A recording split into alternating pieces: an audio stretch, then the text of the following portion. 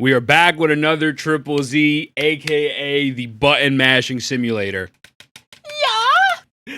The game is actually more than a button mashing simulator. Now, you could argue when to get to the end game, do you still really need it? That's a different story. We're going to cover that in a different video. But I wanted to go over the core basics of the game because the combat genuinely does have actually a ton of depth to it. If you want to use it or not, again, that's to your discretion. But I figured it is good to go over this. I've been playing on my account. I've played on a few other accounts. I've tried out a bunch of different units. And I want to break down just the basics of the game. The super, super duper core basics. Because I feel like there's a lot of information here that a lot of people looked over, including myself.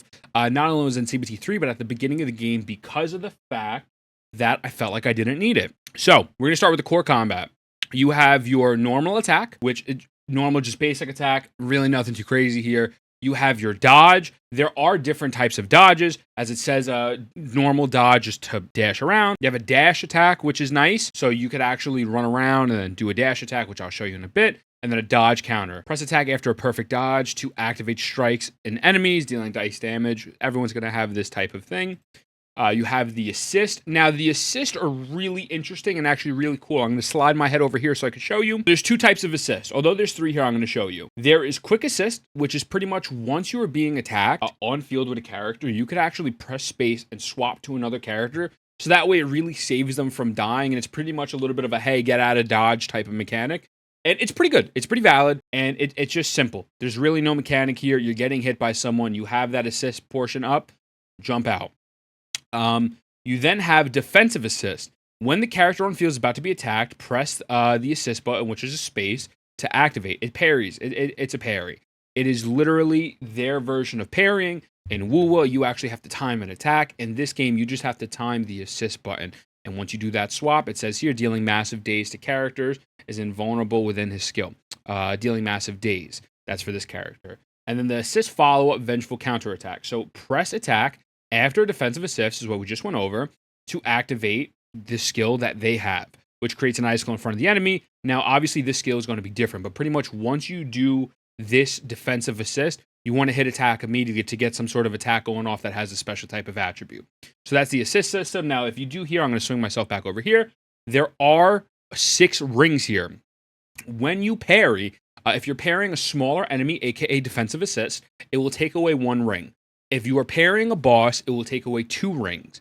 And pretty much you only have up to 6 parries, or 3, depending on what you're fighting, before they fully regenerate, right? So you have to pick and choose. In Wuwa, you could infinitely parry, and it's really more of a timing thing with your attacks, and it's very different. This game, it's very simple. They say, listen, as long as you hit the space bar universally at this time, you don't have to worry about attack animations or everything, you're good.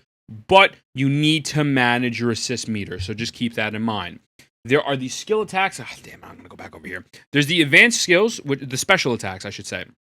But there's a normal version, special attack, time to hunt. You press this to activate this, but then there's an enhanced special attack, which I'll show you in game. Pretty much every character has at least a normal skill and an enhanced version of the skill. After you get your meter up to a certain amount, you're able to do your skill once. Once you get your meter full, you could do an enhanced version of said skill, which gets different attributes, does more damage, etc. So for example, this homie that I'm looking at right now, it says, with enough energy, press the skill button to activate, unleash a series of powerful strikes in front dealing massive ice damage. But if you hold down the skill to charge up consuming energy and enhancing the power of the charge attack, characters are vulnerable while using this. So pretty much, the reason why people say there's combos in this game, because there is genuinely combos, not just like juggling and stuff. But if you just do the skill, if you're just tapping the skill when the meter's full, you're not getting the full benefits of said skill, right? You are just kind of doing it off rip, and that's it. And you are lacking tons of damage. You're going to see this with a lot of characters where there are going to be other circumstances that in other situations where if you do it again, whether you hold it, tap it, timing, whatever the case may be, you will get much more damage or more utility out of the skill, right? And then the final thing is the ultimate, which is in the far right, this little orange thing. The ultimate is simple. There's a decibel system. It's pretty much you have to have a max of 3,000, which I'll show you on screen in a moment. And you can only ultimate with 1 character at a time. If you have your ultimate up, you're only ulting with that said character on field. You are not ulting. Let's say if I use my ultimate with Von Lyacon, and then I swap over to Ellen. Ellen does not have her ult. Lyacon is the only one who had their ult, and they used it up. This portion above is not constellations. This portion is their talents. So it's core skill enhancements, base impact increased by 6, core passives, etc. We'll go over what all that stuff means in a moment. But these are not constellation. This is pretty much their version of talents in Genshin Impact, or you could say traces in Star Rail. Their constellations are actually over here on the bottom left. And the constellation screen is actually pretty cool. If I can go to a different character, like you see this, like it's like a little comic book panel type thing where you kind of just do that and it turns off and it turns back on. It's pretty valid. But so that's where you'll find their constellations. You click on them and each one will tell you what it does, etc., etc. So just keep that in mind. I was under the assumption this was constellations when the game originally launched as well in CBT3. That is not the case. I just don't know how to read. You definitely want to be looking to level these as time goes on and once you have the materials.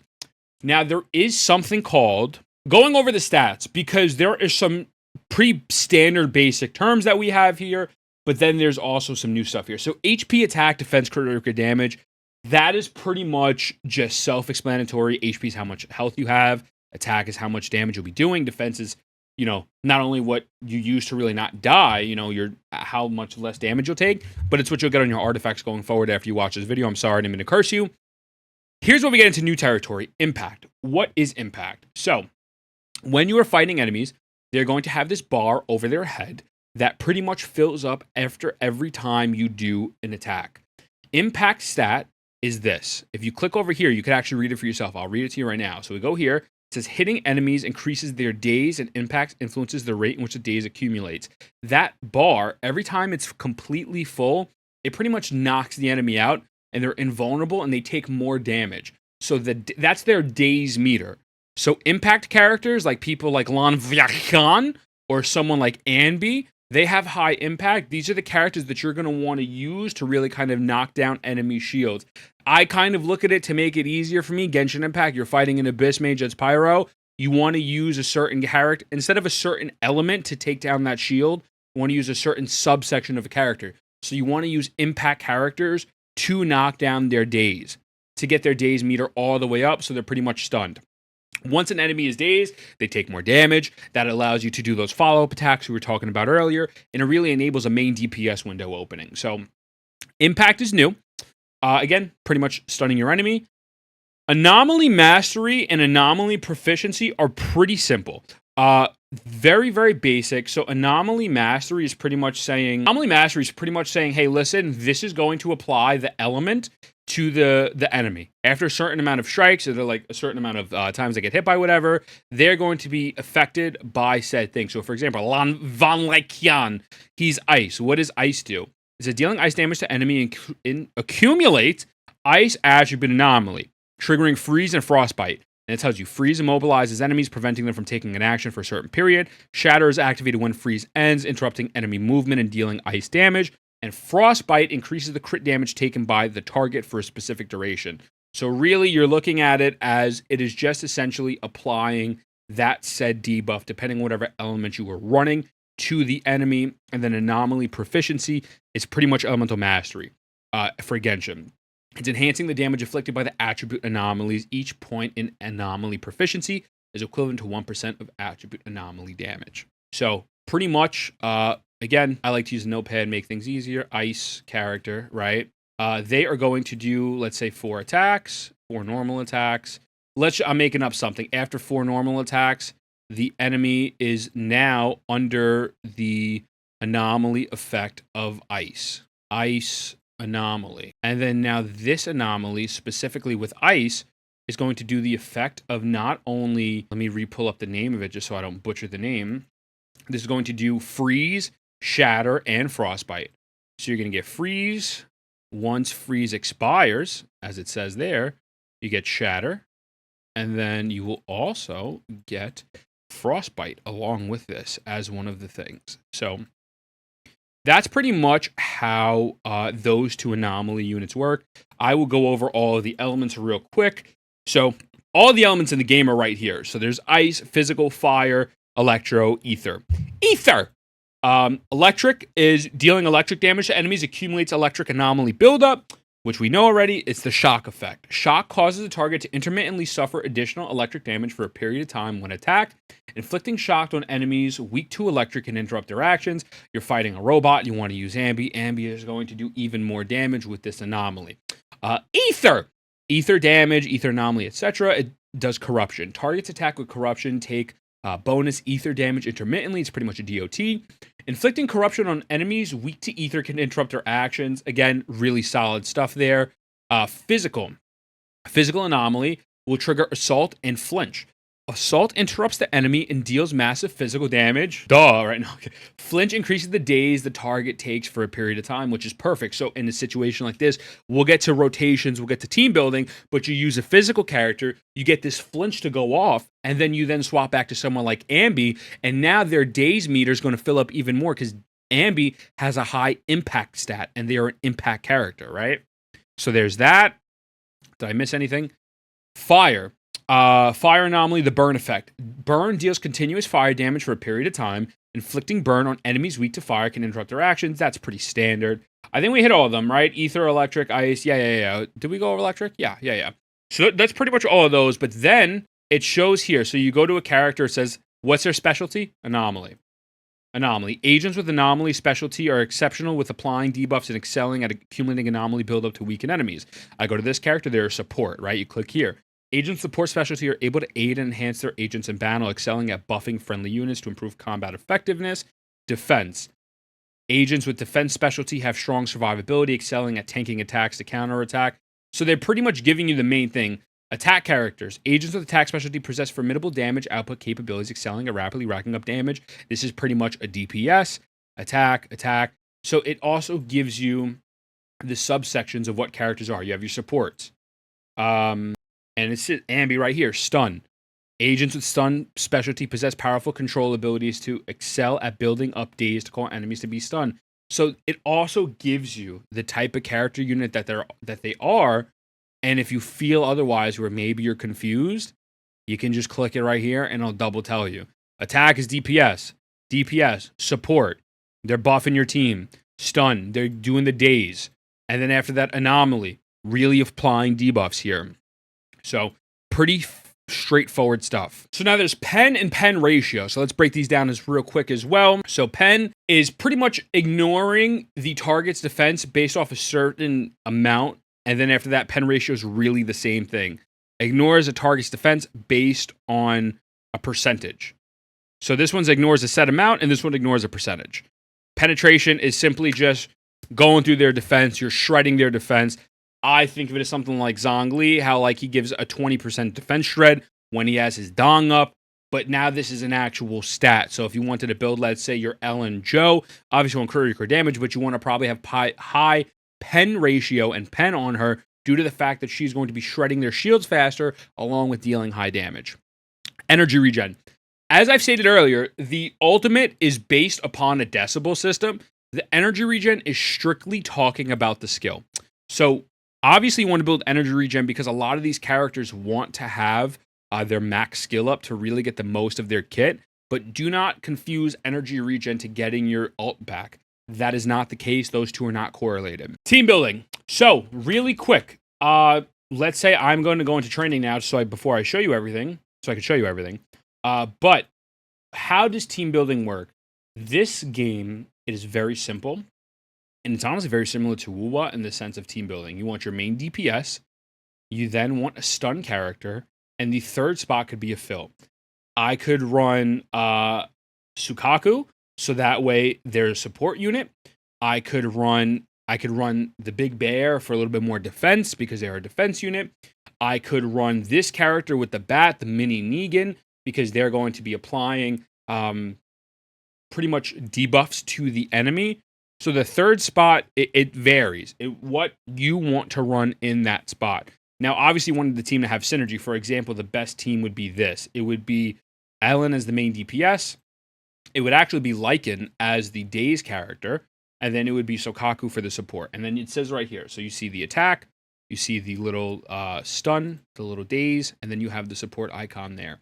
Also, if you notice, if you go in the top right, it shows you that these three characters are compatible with each other, so they're all going to get some sort of bonus. For example, when another character in your squad shares the same attribute or faction, when Ellen deals ice damage, subsequent ice damage increases by 3% for 10 seconds. This effect can stack up to 10 times, and repeated triggers reset during duration, etc., etc.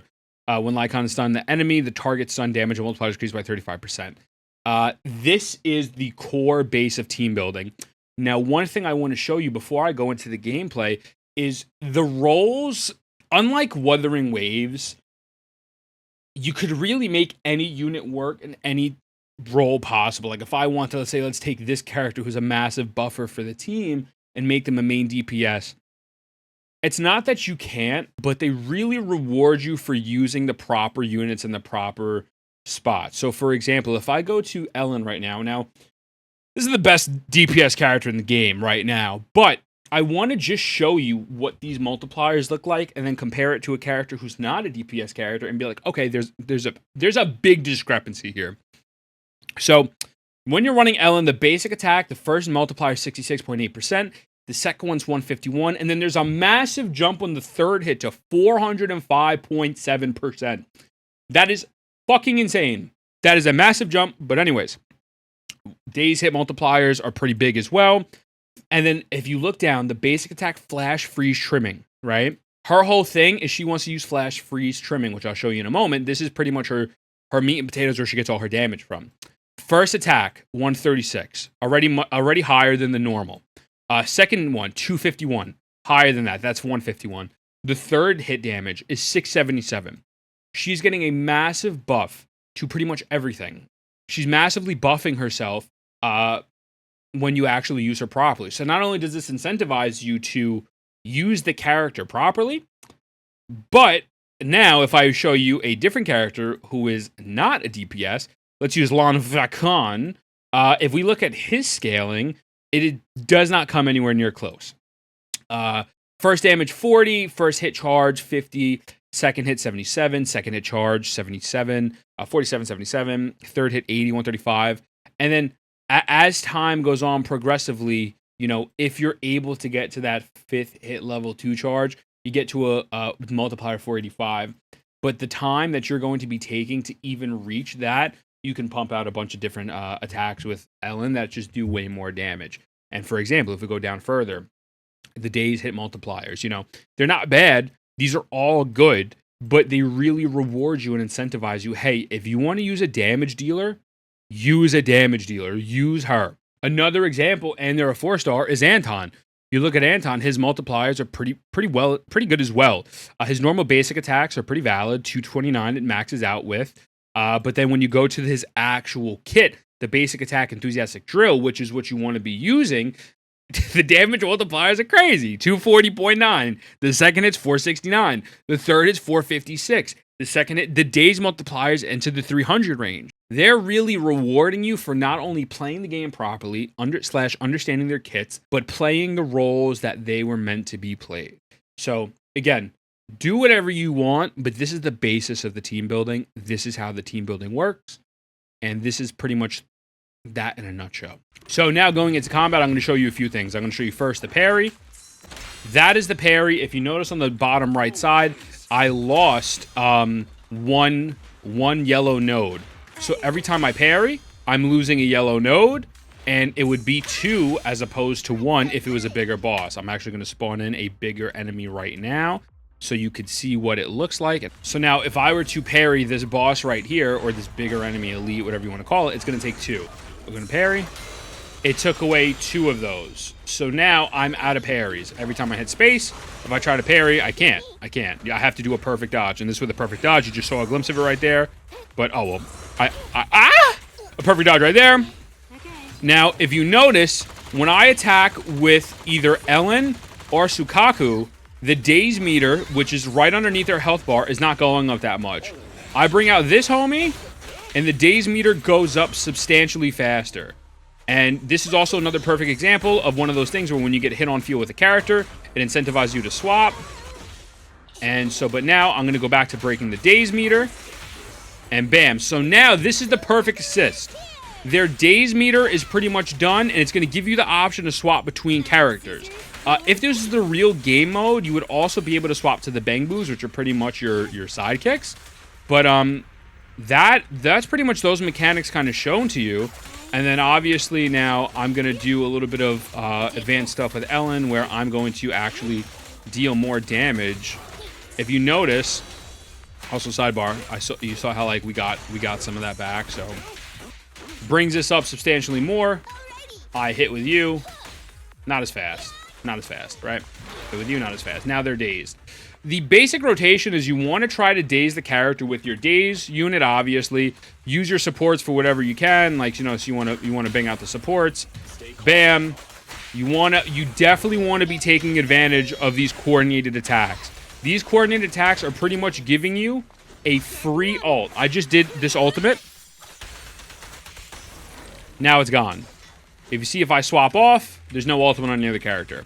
But those coordinated attacks are pretty much a mini ultimate, and they do tons of damage, and you could use all your characters, including the bang boos. When the bang boos are on screen, hit the bang boos before you hit the other characters. And then to show you the decibels on the top left right there, every time you do attacks, you get more decibels. So I'm going to break this shield down again. I'm going to show you those coordinated attacks one more time. So I'm going to swap to her first. Bam. That's pretty much her ult. I'm going to swap now to Ellen. And you are dealing out tons of damage. And then obviously, now that the enemy is dazed, I use Ellen. I try to get as much damage out with Ellen as possible. And then we do the normals, etc. Another thing I want to show you is incentivizing you to play a character correctly. So if I do normal attacks with Ellen, 210, 358, 274, 179, etc. If I actually get the stacks that she has on the top left of her screen, and I enable myself to get frost infused attacks, I'm doing substantially more damage off rip. That was only one more infused attack, right? But so here, let's do this. So I'm going to get her enhanced attacks right here. I run, I dash, I hold. Bam, I get 3 nodes right there. I'm going to do her skill. And now you're going to see I'm doing way more damage. 952, 800, 300, 952. And then obviously it goes back down. So there's depth to this combat.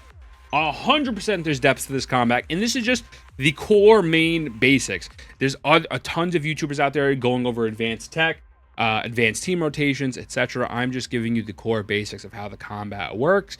That is how the combat works. And obviously, you can go to skill information, get more stuff here. You can go to a move list. It tells you what you could be doing with Ellen. It gives you everything here. It's not just left-click simulated in the sense that there's nothing there.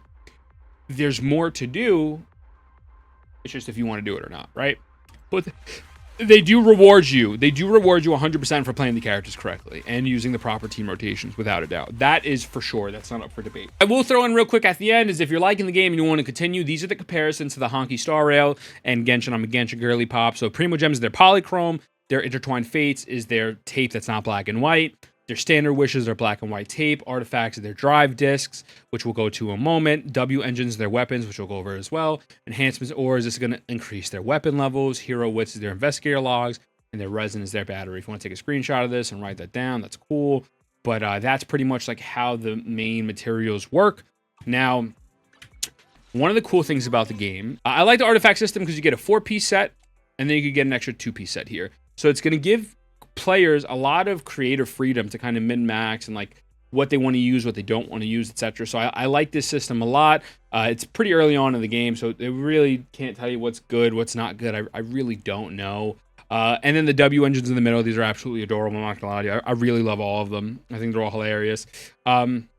They are similar to, again, Honkai Star Rail, where you want to use an attack W engine on an attack character to get those specific units. To get those specific buffs. So if I scroll all the way down here, like this support W engine is not going to work on, an attack character.